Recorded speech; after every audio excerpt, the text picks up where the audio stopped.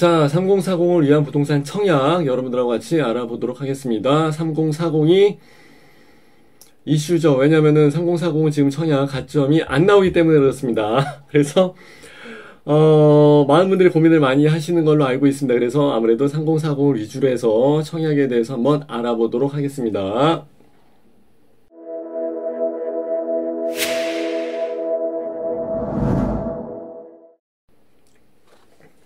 자, 부동산 청약. 자, 다음 페이지를 한번 보시죠. 일단은 청약을 하시려면은 기본적으로 청약 통장이 일단 있긴 있어야 됩니다. 그래서 청약 통장을 일단 하나 만들어야 되는데, 옛날에는 그냥 구민은행 가서 만들어주세요 하면 만들어주고 그랬었는데요. 통장은 만들기는 쉬워요. 근데 될 수 있으면은 여러분들이 이제 자주 사용하시는 주거래 은행 있죠. 거기서 청약 통장 하나 만들어주세요 하고 그러면은 알아서 만들어줍니다. 그리고 그 사람들이 분명히 이야기를 할 겁니다. 자동이체를 하세요. 그리고 하다못해 2만원씩이라도 무조건 자동이체를 해서 걸어 놓으세요라고 아마 그렇게 이야기를 할 거예요. 그 이유는요, 일단 기간이 좀 꽉 차 있어야 되고, 그리고 중간에 납입이 빠지지 않고 좀 꾸준히 채워져서 어느 일정 시간에 그 금액이 좀 있어야 되고, 일정 시간에 그 기간이 좀 있어야 됩니다. 그렇기 때문에 자동이체를 해서 좀 꾸준히 빼먹지 말고 채워 놓으시기를 말씀을 드리는 거예요. 그렇기 때문에 청약통장은 꼭 그 정도는 기본적으로 들어가져 있어야 되는 거예요. 그렇게 해서 생각을 하시면 되고요. 옛날에는 청약저축, 그리고 이제 뭐 청약예금, 청약부금, 그리고 주택, 청약, 종합저축이라고 해서 이제 이런 것들이 나와 있었고, 그리고 청년우대 청약통장이라고 해서 이게 아마 재작년인가 해서 아마 새로 나왔을 거예요. 근데 요것은 뭐 다른 게 아니고 청년들한테 조금 우대금리를 주는 걸로 알고 있어요. 그래서 이율이 조금 더 좋아요. 그래서 가급적이면은 청약통장 같은 경우는 좀 최대한 빨리 들으면 들을수록 좋기 때문에 그래서 이제 말씀을 드린 건데, 거기에다가 여기에서 그 주는 우대 이율이 꽤 괜찮습니다. 쏠쏠해요. 그래서 괜찮은데 그 정도예요. 그래서 아쉽지는 않아요. 자, 그래서 이 두 가지는 꼭 챙기시면 좋고요. 주택, 청약, 종합저축이죠. 종합. 이제는 이제 다 요걸로 이제 통합이 돼 버렸습니다. 예전에 있던 이제 뭐 예금이랑 부금은 더 이상 가입을 할래야 가입을 할 수가 없습니다. 자, 그거 좀 참고하시면 될 것 같고요. 지역별 예치금이라고 해갖고 아까 말씀드린 거의 연장선이에요. 그래서 하다못해 월 2만원씩이라도 좀 꼬박꼬박 집어 넣으세요라고 해서 얘기해서 뭐 시간이 좀 쌓여야 되는데, 2만원씩 해서 1년이면은 24만원이고 24만원을 이제 뭐 한 10년 해봐야 240만원 정도밖에 안 되니까 그렇게 해서는 사실 그렇게 큰 의미는 없고요. 한 돈 10만원씩 해서 내가 청약을 넣어야지라고 생각하는 그 타이밍 때, 이때 정도에 내가 청약을 넣어서 아파트 당첨이 돼서 내 집 마련을 해야 돼 라는 그 시기까지 했을 때, 서울의 경우 또는 부산의 경우 그래도 8호제곱미터 이하까지 했을 때는 300만원이 들어가져 있어야 된다는 거예요. 그래서 만일에 뭐 내가 한 달에 10만원씩 넣어갖고 1년이면은 120만원이고, 그러면은 뭐 한 3년 지나고 그러면 한 360만원 정도 되니까, 그래서 이제 그 정도 금액은 생각을 하실 수 있어야 된다는 거예요. 그래서 내가 3년 후에 내 집 마련을 하고 그때 300만원 이상이 있어야 되니까 그때 300만원이 그 예금으로 들어가져 있어 가지고 청약을 할 수 있을 정도가 돼야 된다는 거예요. 그러니까 은행에서 말하는 최소 2만원이라고 말씀드린 거는 하다못해 2만원이라도 넣으시라고 해서 말씀을 드렸던 거고요. 제가 일전에 우리 랜드프로 제가 강의하는 그 학원에서 방송을 진행을 했을 때 거기서는 말씀을 드렸어요. 근데 아마 여기서도 한번 말씀을 또 드리는 게 좋을 것 같은데, 금액이 그렇게 해서 꾸준히 하실 자신이 없다 하신 분들은 그냥 한 번에 300만원을 넣었다가, 빌려서라도 넣었다가 통장 만들고 입금을 해놨다가 당일날 그냥 바로 빼세요. 예금담보대출로 해서 자기가 자기 돈을 빼는 거기 때문에 이율이 그렇게 높지가 않거든요. 저는 그래서 일단은 나중에 혹시 뭐 펜트하우스라도 한번 해볼까 싶어갖고 이거 있죠, 이거 135짜리를 해서 진행을 했었는데, 1000만원 넣었을 때 이자가 한 달에 한 만 얼마 정도 나갔었나? 예, 그 정도는 나가는 것 같더라고요. 예. 그래서 생각보다는 그렇게 많이 나가는 것 같지는 않아요. 그래서 어떠한 그 자격 조건이 기본적으로 채워지는 거기 때문에 이 금액은 여러분들이 꼭 맞춰 놓으시는 게 좋습니다. 그리고 예금담보 대출을 받을 수도 있다는 거. 내가 한 뭐 100만 원 넣어놨다 그러면은 한 90만 원이나 95만 원 정도, 예, 그러니까 한 90% 이상은 자기가 찾을 수도 있습니다. 99%까지는 못 찾죠. 예, 그렇게 해서 생각하시면 되고요. 특별 공급의 종류라고 해갖고 뭐 신혼특공, 뭐 다자녀, 그리고 뭐 생애 최초, 생초라고 얘기하죠. 그리고 이제 노부모, 기업체 특공은 하는 데가 있고 안 하는 데가 있고 그래요. 그래서 어떤 뭐 정보통신 쪽에 근무하는 어떤 뭐 중소기업체에서 뭐 근무를 한지 뭐 10년이 됐다든지 하여튼 뭐 이런 요건들이 있어요. 그렇게 해서 하시게 되면은 기업체 특공으로 해서 그 자격이 주어지는 경우가 아주 가끔 있습니다. 이거는 언제 그렇게 나올지는 몰라요. 그냥 그 모집 공고문에 대한 그걸 좀 보셔야 돼요. 그리고 이제 국가유공자 특공도 있고요. 뭐 장애인 특공도 있고, 이제 이런 거는 이제 기관 특공이라고 얘기합니다. 근데 이제 우리가 좀 알아둬야 될 게 뭐냐면요. 노부모 특공 같은 경우는 이런 경우가 있어요. 할머니가 시골에서 사시는데 주소지는 시골인데 서울에 있는 첫째 아들 집에서 3년을 사셨어요. 뭐 주소를 뭐 그렇게 막 옮겨놓고 하셨겠냐고 할머니가. 근데 첫째 아들은 당연히 이제 자기가 모시고 살았으니까 3년 동안 모시고 살아야 되거든요. 그래서 노부모 특공에 딱 넣어갖고 했는데 부적격. 예. 그래서 나중에 그 등본이랑 뭐 가족관계 증명서랑 뭐 서류 같은 거 일체를 다 요구합니다. 해서 했는데 할머니 집은 당연히 첫째 아들 집으로 안 돼 있고 주소지가 시골로 돼 있잖아요. 그러면 안 되죠. 그럼 모델하우스 가서 걔네들하고 막 대판 싸우고 따집니다. 내가 3년 동안 열심히 어머니 모시고서 했는데 왜 인정을 안 해주느냐? 안 해주죠. 걔네들이 공무원 같이 그 다 서류만 보고서 처리를 하는데 서류 행정이 중요하지. 무슨 뭐 우리 집에 찾아와서 가정 방문을 해갖고 같이 뭐 밥을 같이 먹고 사는지를 확인할 게 아니기 때문에. 그래서 모시고 사는 게 중요한 게 아니라 안 모시고 살았다 할지라도 서류가 중요합니다. 서류가 기준이에요. 그거 가지고 좀 얘기가 많이 나오고 그러더라고요. 자, 생애 최초도 역시 이제 뭐 결혼을 좀 해야 되고, 다자녀 특공도 역시 당연히 결혼을 해야 되고요. 신혼 특공도 역시 당연히 결혼을 해야 됩니다. 그래서 저도 옛날에 그 총각 때 많이 좀 알아보고 그랬었는데, 안 되더라고요. 안 돼. 그래서 조금 난감합니다. 그때 당시에는 답이 안 나오죠. 예, 집이 있어야 결혼을 할 수 있는 상황이 되는데, 결혼을 못 하죠. 그죠? 예, 그때 이거 맨 처음에 우리 지난주가 그 방송을 했을 때 그 같이 있었던 그 우리 연호진 과장이 얘기하는데 아나운서예요. 예, 몸 잘생기고 아주 착하고 뭐 그런 친구 하나 있는데 교수님 이상한 것 같아요. 왜요? 아니 결혼을 하려고 하는데 집이 있어야죠. 그런데 집이 있어야 결혼을 하죠. 닭이 먼저냐 계란이 먼저냐 뭐 이런 비슷한 문제가 생겨버리더라고요. 예, 그게 조금 어렵습니다. 그래서 어쨌든 간에 이제 특별 공급은 하여튼 한 번밖에 안 줍니다.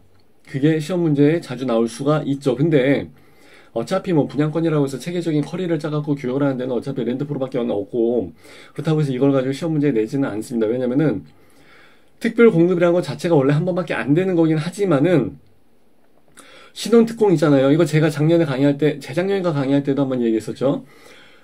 신혼이면은 돼. 그래갖고 결혼을 해서 신혼특공을 써먹고 난 다음에 이혼을 했는데 다시 이제 또 결혼을 했어요. 했는데 그러면 신혼이죠. 그래갖고 그러면 또 신혼특공을 쓸 수가 있어요. 그래갖고 이게 조금 말이 좀 많이 나왔었습니다. 그때 뭐 질문하신 분이 우리 수강생도 그러면 결혼했다가 헤어졌다가 그 사람이랑 다시 결혼하면 어떻게 됩니까? 야, 그것까지는 도의적인 문제가 생길 것 같은데 법적인 관계는 모르겠어요. 이게 사실 굉장히 법의 사각지대가 좀 많아요. 맨날 땜빵식으로 계속 뭐 땜질하고 하다 보니까 20년 동안 140번이 바뀐 게 이거예요. 청약에 관련된 그 법률들이 계속 수시로 바뀌었단 말이에요. 그래가지고 굉장히 좀 어려워요. 자, 그러면 이제 이런 문제가 생기는 거죠.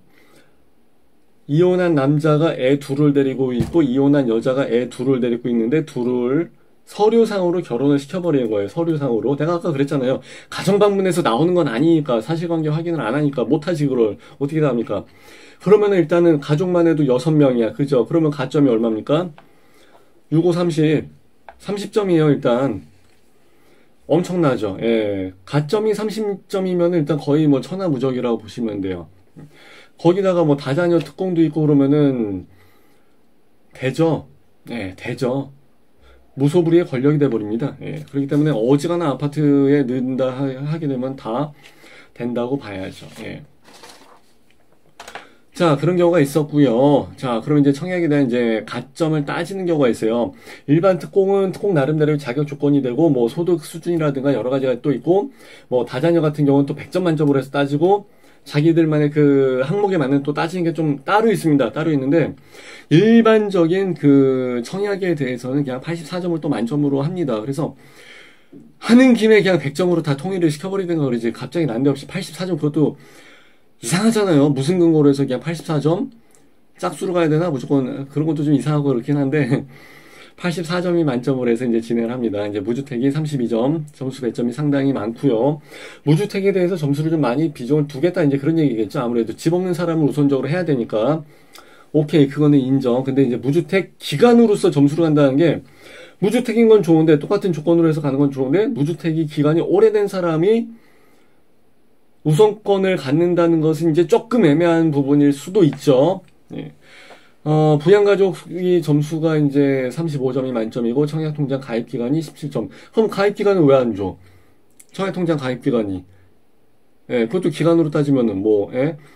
무주택이면서 청약통장 가입기간이 길고 그런 사람한테 그럼 뭐 가중을 더 준다든지 그런 것도 아니고 조금 애매모호하긴 한데, 이게 사실 그 시대의 흐름에 따라서 좀 변경이 되는 부분이 있어요. 왜 그러냐면은 저도 원래 그렇게 생각했습니다. 옛날에는 그냥 막연하게 무주택 기간이 많어 그러면 나이가 좀 드신 분이고 그럼 그런 사람들이 오래 기다렸으니까 점수를 많이 받는 게 맞겠지라는 생각도 했었는데 지금은 그러면 이제 이런 문제가 다시 대두가 된 거죠. 3040은 집 안 필요해. 애 낳고 살려면은 당연히 집이 있어야 되는데 오히려 이런 사람들이야말로 계속 출퇴근을 해야 되기 때문에 직주 근접, 그러니까 이제 강남이랑 연결이 되어 있는 서울 시내와 연결이 되어 있는 또는 서울 이내에 좋은 주거 환경, 교통이죠. 교통이 갖춰진 쪽에서 좀 집을 좀 공급을 받아야 되는 게 아닌가 이제 이런 얘기들을 많이 진행을 했었죠. 그 부분도 사실 맞는 이야기인 것 같아요. 예를 들어 갖고 65세 이상이 돼 갖고 이제 다 은퇴하신 분들이라든지 하시는 분들은 전원주택이나 지방 아파트로 가고자 하시는 분들이 좀 계세요. 네, 우리 가족, 친척분들 중에 한 분도, 자기가 태어난 시골로 돌아가서 이제 살겠다고 하신 분들도 계시고, 그래요. 예. 그때의 그 정치, 뭐 시골집, 뭐 이렇게 뭐 초가집, 뭐 흙길 있고, 뭐 코스모스 있고, 막 그것 때문에 그런지 모르겠는데, 저 같은 세대에서부터는 이제 태어나면서부터 도심지에서 태어났기 때문에 이제 그런 게 없어요. 어릴 적에 그런 게 없어서 그런지 모르겠는데, 저도 물론 이제 제 나이가 이제 40대 중반이지만 저도 그 전원주택으로 가고 싶기는 합니다. 저 같은 경우는 굳이 서울에 살아야 될 이유는 없기 때문에 그래요. 코로나 때문에 강의도 없는데 뭐 강의도 없고 이게 거의 지금 백수가 되다시피 해갖고 매출도 없고 강의도 없고 지금 뭐 전혀 수입이 없기 때문에 어차피 이런 건 다 원격으로 해서 인터넷상으로 다 진행을 할 수 있는 부분이기 때문에 굳이 내가 서울로 해서 꼭 출근을 해야 되는 상황은 아니라는 거죠. 요거는 이제 다음번에 말씀드린 그 코로나, 포스트 코로나에서 이제 다시 한번 언급을 하겠습니다만, 어쨌든 간에. 그러면은, 무주택 기간으로 따져갖고, 가장 나이가 많은 사람들이 아무래도 점수가 높을 수밖에 없죠. 그러다 보니까 3040은 본인이랑 와이프랑 살고, 애가 있다 치고 태아도 쳐주니까, 그거 5점으로 쳐주고 그러면 15점일 것이고, 3인 가족이면은, 요즘 거의 3인 가족이니까, 그리고 뭐 청약통장 가입 기간이 좀 길어진다 할지라도, 30, 뭐 한 35세다. 그러면은 얘들이 뭐 해봤자 점수가 얼마 되겠냐고요. 그거 얼마 안 되고, 무주택 기간 해봤자 30살서부터 따지니까, 물론 결혼을 25살 때부터 했다 그러면 25살 때 서류가 들어간 거, 무조건 서류 기준, 그때서부터 이제 들어가기는 하겠습니다만은, 해봤자 점수가 얼마 안 나와요. 저도 총각 때나 지금도 마찬가지고, 물론 뭐 저는 애도 없으니까, 암만 계산해도 뭐 16점, 12점, 뭐 28점 이래버리니까, 그걸 가지고 어디를 갑니까? 어디에다 청약을, 이게 답이 안 나오니까, 서울에서나 옛날에 뭐 다산 신도시나 위례 이런 데서 옛날에 했을 때, 한창 때, 그때 보통 65점은 넘어야 된다고 얘기했어요. 65점 가지고 조금 간당간당하고, 그리고 이제 그 청약 통장 삽니다 했을 때 이제 그 전봇대 같이 막 붙어있고 막 이렇게 해서 인터넷상에서 막 하는 사람들도 있어요.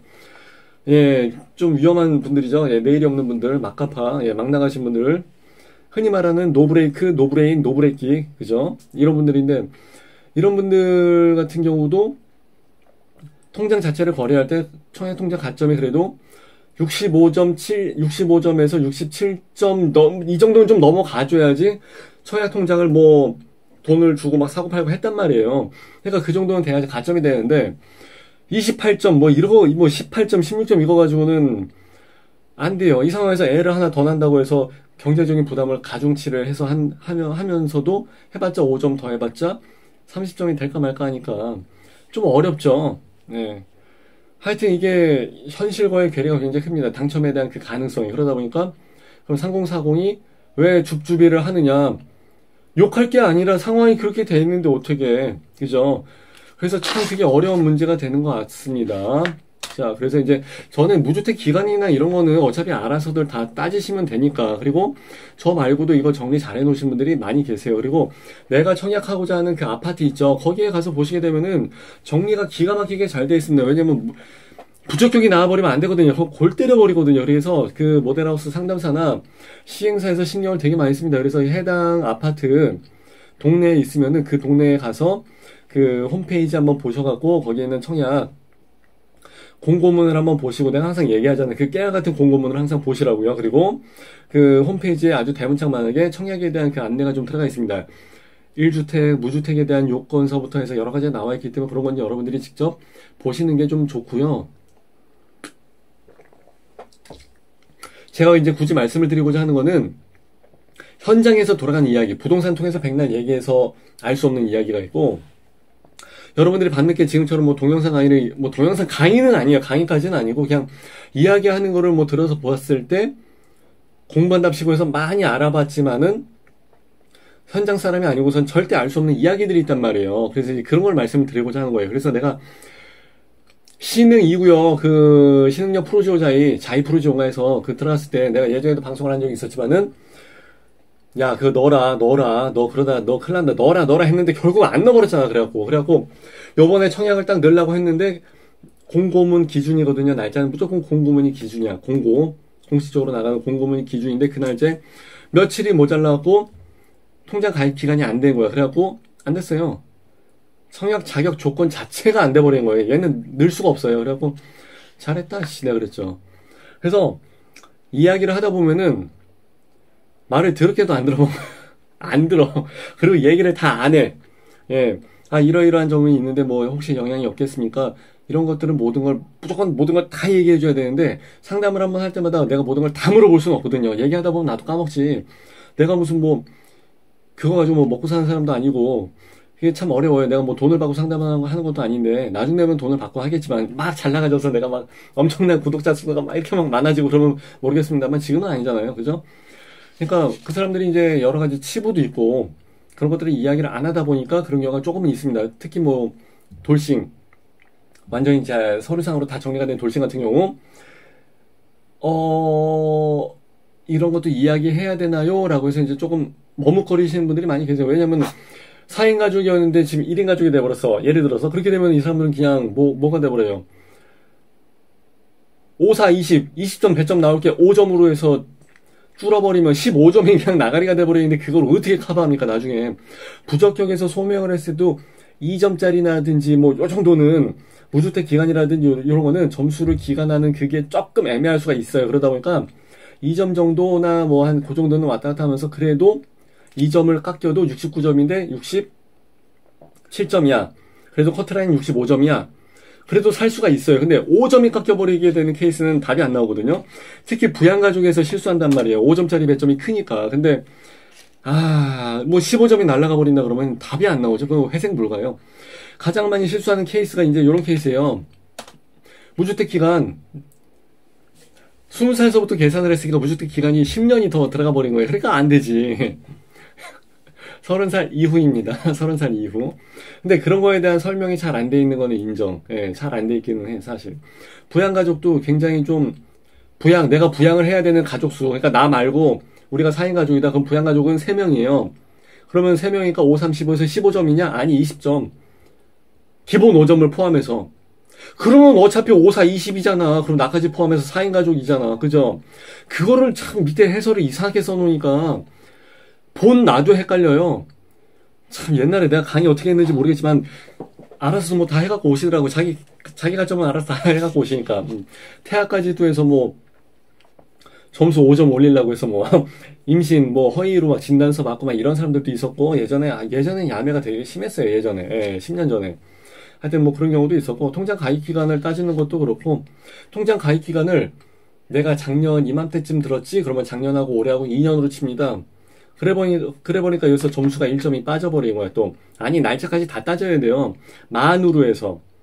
예, 그래서 정확하게 내가 오늘이 지금 9월 16일이거든요. 그럼 9월 16일이면은 9월 16일 작년에 9월 16일이 지났다 그러면 나는 1년이 이상이 돼버린 거야. 그죠? 1년 이상. 2년 미만. 그럼 3점이지.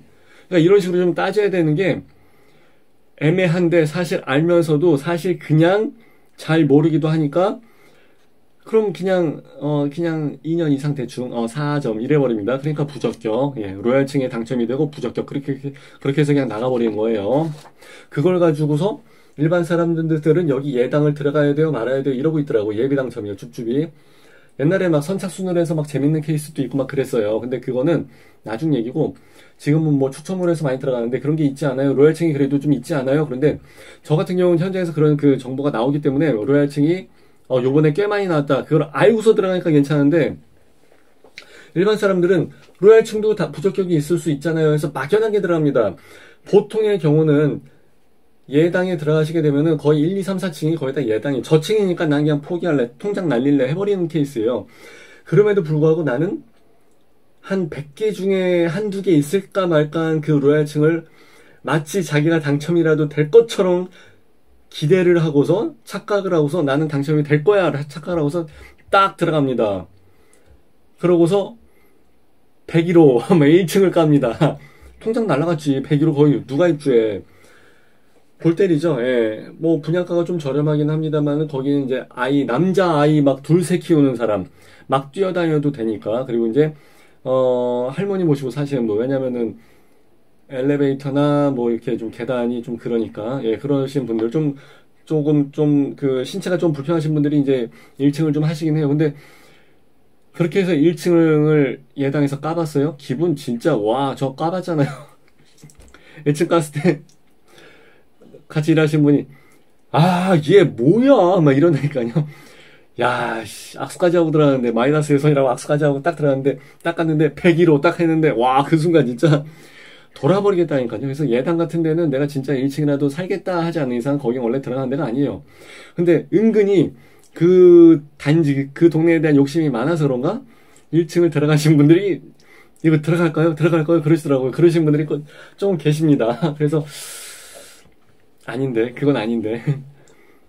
그래서 이제 부적격이 옛날에 비해서 좀 많이 늘어났다가 청약홈이 나오면서 좀 많이 빠지긴 해서 옛날에 막 30% 가까이 막 나왔었거든요. 그럴 때는 들어도 괜찮아요. 예당에서 로얄층이 걸릴 수 있는 확률들이 좀 있으니까요. 근데 지금은 쉽지 않습니다.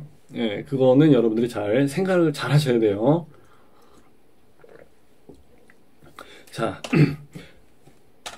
원래 요거를 제가 랜드프로 TV 부동산 TV에서 원래 방송을 하고 난 다음에 제가 이걸 한 번 더 합니다. 왜냐면은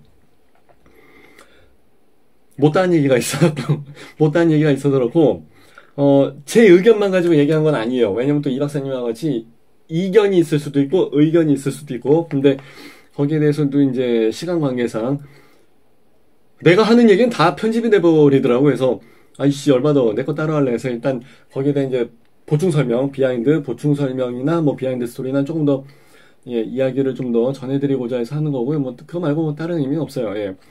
자, 그리고서 이제 말씀을 드려야 되는 게 이제 바로 이런 부분이죠. 그러면 3040은 가점이 낮은데 어떻게? 그래갖고 이제 김현미 장관이 얘기해서 기다려 그랬는데 사실 그거는 쉬운 문제는 아니죠. 예, 그게 계획대로 될 것 같지는 않아요. 왜냐면은 정부에서 밀어붙이게 되면 지자체나 이런 데서는 자기네 그 의원들이 얘기하잖아요. 어차피 지금 거대 여당이니까 다 민주당 쪽이니까 하겠습니다만은 그래도 미리 사전에 교감이 있었어야 되는 거 아니냐라든지 이제 그런 얘기를 그 의원들이 신문지사에서 이제 공식적으로 이야기를 할 정도가 됐으니까 아니 나랑 얘기는 좀 하고 사전에 얘기는 했었어야 되는 거 아니냐 이제 그렇게 얘기를 하는데 그렇게 안 되니까 이제 들이받아버리고 반기를 드는 경우도 생기고 기간이 걸려서 그렇지 되기는 됩니다. 정부에서 밀어붙이면 되겠는데요. 해당 지역에서 어떻게 할 수는 없어. 근데 길어지죠. 예, 막 들어 넣어버리고 뭐 트랙터로 막아버리고 뭐 그냥 뭐 배짜라 해서 뭐 그냥 대가리 깨져도 나는 못하겠다 막 이래버리면은 골 때려버려요. 그거 안 돼요. 정부에서 민간이 반대를 해서 막 들고 일어나는 거를 그냥 밀어붙여서 한다는 게 사실 굉장히 정치적으로 좀 부담스러운 부분이거든요, 사실. 옛날에 뭐 저기 의정부 고향 저기 어디 일산인가 뭐 그쪽에서는 안 그랬어요. 그쪽에서도 얘기 많이 나왔었지. 우리 지역으로는 안 돼 뭐 이렇게 얘기하는 경우도 있었고, 해당 지자체 지역에서 의원과 주민이 같이 반대를 해버리게 되면 정부에서도 하긴 하겠지만 굉장히 골치 아파집니다. 그 얘기는 그러니까 결국은 늘어진다는 얘기예요. 늘어지면 늘어질수록 이게 뭐가 문제가 되냐면은 뭐 태릉이나 용산 같은 데는 아직 뭐 교통에 대한 그 얘기가 아직 다 안 됐잖아요. 사실 어떻게 될지 모르니까 거기에다 교통을 더 이상 어떻게 깔 그것도 없지만 교통량이 좀 문제가 많이 되는 부분도 있고 또 한 가지 제일 중요한 문제는 뭐냐면은 기간이 길어지면 길어질수록 원 로메탈리아 원자재 비용 그러니까 거기에 들어가는 철근 어차피 사람이 다 만들어야 되니까 어차피 금액은 다 올라가. 근데 그건 상관이 없는데 땅값이 올라가 버린 거예요. 땅값이. 인건비 올라가고 땅값이 올라가고 그러니까 토지비. 그러니까 토지비는 이게 좀 문제가 됩니다. 왜 그러냐면은 건설비 있잖아요. 그거는 일군 브랜드 그 표준 공사 비용이 뭐 평당 600인가 얼마 딱 그건 다 정해져 있어요. 서울에서 건설을 하나 부산에서 건설 하나 어차피 그건 똑같아. 그게 분양가가 차이가 되는 게 아니라 땅값이 차이가 나기 때문에 그런 거거든요. 근데 사전 청약 물량을 받는다 할지라도 그게 기간이 길어져 버렸을 때 본 청약 들어갔을 때 금액이 우리가 생각했던 사전에 고지받은 사전 청약 당시 그 금액이 아닐 수도 있다는 거죠. 금액이 그거보다 더 내려가면 좋은데 그럴 가능성은 거의 없으니까 분양을 하면서 그렇게 되는 경우는 거의 없어요. 내가 항상 얘기하잖아요. 1억이야 집값이 피가 5천이 붙었어. 그 상태에서 거래가 돌아간다는 걸 기가 막히게 알아요. 얘네들이 다 알아요. 몰라서 안 잡는 게 아니에요. 다 알아요. 건설사도 알고 시행사도 다 알아요. 그럼 1억 5천에 시세가 돌아간다? 감지합니다. 불법 전매를 해서 전매 제한이 있는데도 그렇게 해서 피가 돌아간다는 그 금액까지 다 알아요. 그러면 그 다음에 2차 물량, 두 번째 물량이 그 지역에서 나왔을 땐 얼마로 해서 분양가를 책정을 할 것 같습니까? 1억 5천에도 거래가 돼서 돌아갔는데 그럼 분양가를 1억 5천으로 빼지 누가 1억으로 빼는 사람이 누가 있겠습니까? 건설사가 바보예요? 아니에요. 제가 항상 얘기하잖아요. 건설사, 통신사, 은행 얘네들은 절대 쉽게 망하지 않습니다. 얘네들은요. 핸드폰이 텔레비전보다 더 비싸요. 그걸 2년마다 기가 막히게 돈을 쓰게끔 만드는데 그걸 체감이 되게끔 합니까? 요금제라는 특수한 거에 맞물려서 뭐 공시지원금이라 하고 기가 막히게 녹여버리잖아요. 체감이 안 되게끔. 건설사도 분양가 허가를 안 해주면 어떻게 합니까? 요번에 삼동역 힐스테이트 3동 어떻게 됐어요? 옵션이 유상 옵션이 10가지가 돼버려요. 거기서 다 카바치고 빼먹고 나가겠다는 거예요. 그리고 내가 거기 방송을 진행했을 때 이야기를 안 했어요. 네, 저도 방송 끝나고 나서 그 다음에 봤거든요. 왜냐면 러닝타임이 너무 길어져 버리니까. 야, 30평대 발코니가 막 3천이야. 나 3천만 원짜리 발코니 확장 명은 나 처음 봤습니다. 내가 전국에 있는 아파트 그래도 어지간한 데는 다 돌아다니면서 현장 왔다 갔다 하면서 직접 이야기 듣고 나도 또 따로 막 하고 했지만 나 3천만 원짜리 난 처음 봤어요. 그래서 야, 발코니 확장 비용이 3천이야? 야, 대박이다. 그러니까 별의별 비용을 다 뽑아냅니다. 그렇기 때문에 이게 쉬운 문제는 아닙니다. 그래서 물론 잘 되면 좋죠. 예전에 제가 항상 얘기한 게 무조건 공급에 대한 그 사인이 시장에 좀 들어가줘야 됩니다. 라고 얘기했던 대로 일단 그런 부분이 나와서 좋기는 좋은데 사실 조금만 들여다보게 되면은 이게 과연 잘 될까 하는 그런 거에 대한 부담도 좀 있고 일단 뭐 잘 됐으면 좋겠고 그래서 이제 제가 생각했던 거는 제가 굳이 뭐 여기에 대한 제안을 한다든지 어떠한 대안책을 내놓을 필요는 없어요. 근데 굳이 이야기를 한다면은 만들어 놨던 거니까 3040만을 위한 그 쿼터를 좀 줬으면 좋겠다는 거죠. 30대 쿼터 이만큼, 40대 쿼터 이만큼, 50대 쿼터 이만큼, 60대 쿼터 이만큼. 아니면은 아파트를 몇 일동에 뭐 한 60세대가 있다. 그러면 다 동호수별로 이렇게 옛날에 그 대학교 무슨 과 지원할 때처럼 다 그냥 다 찍으라 그래요. 분양가는 다 달러. 인기가 많은 분야가 좀 더 높아질 수는 있어. 그건 당연한 거지. 자본주의 사회에서. 당연한 거 아닙니까? 그죠? 뭐 숙박업소 뭐 성수기 때 비싼 거고 당연한 거 아닙니까? 그죠? 그런 것처럼 여기는 뭐 11층 1호, 11층 2호, 11층 3호, 11층 4호. 그리고 여기는 뭐 901호, 801호, 701호, 601호 다 분양가 다 달라. 그리고 네가 알아서 원하는 그 집을 들어가라는 거예요. 왜 그러냐면은 아니 청약 통장까지 써가서 들어갔는데 애매모호하게 막 한 5층 뭐 503호 당첨됐어.